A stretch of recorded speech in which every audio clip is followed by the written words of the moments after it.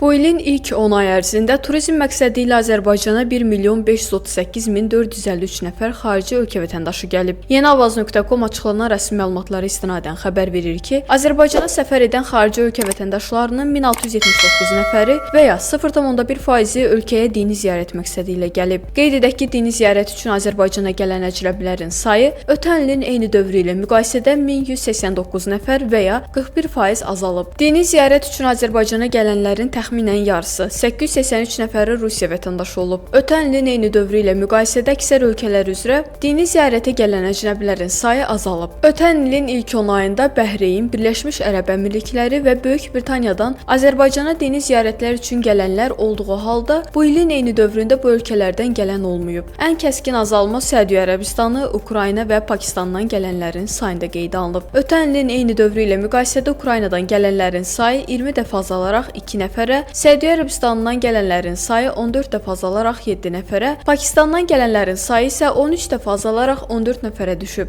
Ötən ildən fərqli olaraq bu ilin yanvar-oktyabr aylarında Qırğızıstan və Türkmənistanın hər birindən 6 nəfər Azərbaycana dini ziyarətə gəlib. Yeganə artım isə İsraildən gələnlərin sayında qeydə alınıb. Ötən ilin eyni dövrü ilə müqayisədə bu ilin ilk 10 ayında İsraildən dini ziyarət üçün gələnlərin sayı 2 dəfə artaraq 118 nəfərə yüksəlib. Azərbaycana dini ziyarətlər üçün gələnlər bu ölkələrin vətəndaşları olub.